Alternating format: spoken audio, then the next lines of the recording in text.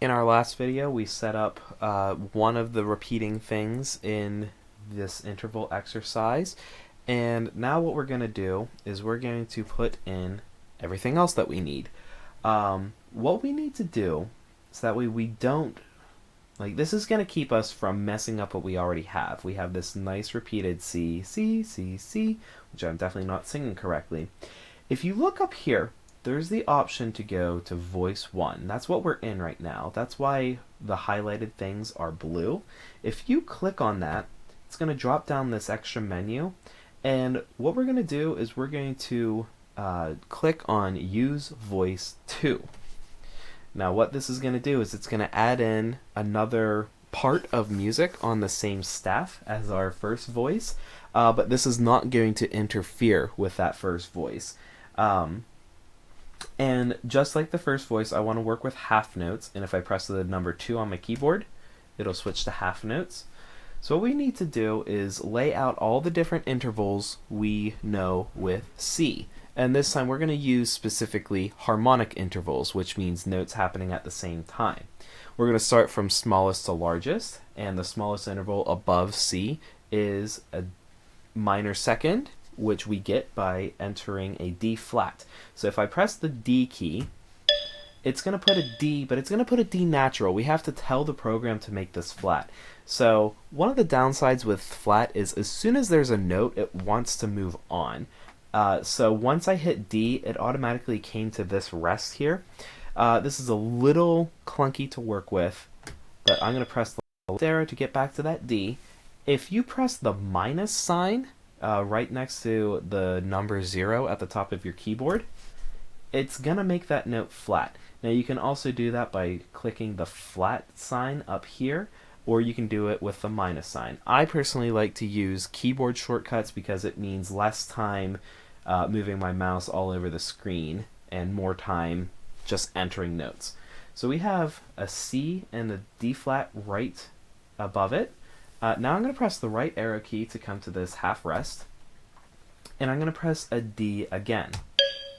Now this time, the rules of accidentals are that since we have a flat here, that means every D in the measure is going to be flat until we get to a bar line. So this D is flat even though we can't see the flat sign, but I want to see the flat sign right here just that way we absolutely know we're working with a D flat. So I'm going to press the minus on this note as well. And it's going to put a flat in parentheses just to say, hey, remember, this is flat. We don't need that flat sign there technically for being able to play a D flat, but I like it because it's going to remind us right now. So our first measure sounds like this.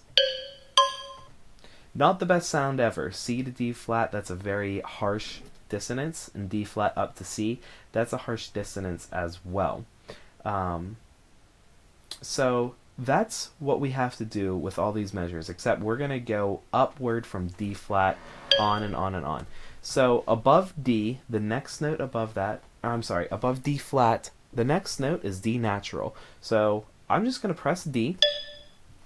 Now because we are in a new measure, we've crossed that bar line, that means this flat sign doesn't affect our new note here at all. This is going to be a D natural, and so I don't have to press a minus, I don't have to press anything to make this natural, and I need another D note here as well. So now we have 2 D flats, we have 2 D naturals, so we are just going to keep moving up one note at a time. I'm going to talk a little less, but go through until we get to C.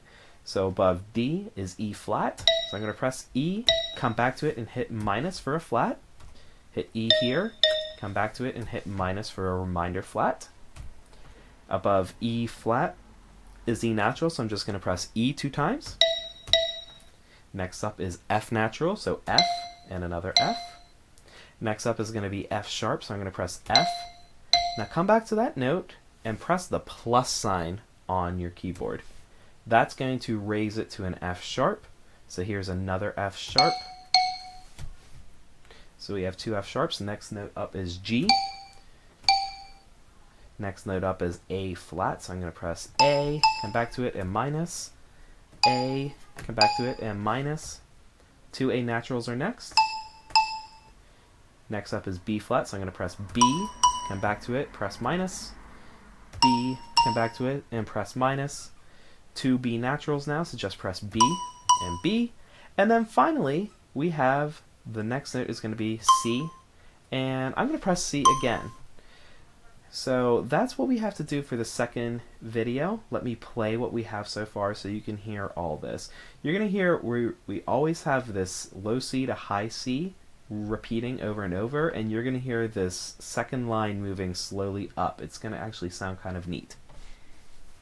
I'm sorry, I always forget to go back to the beginning.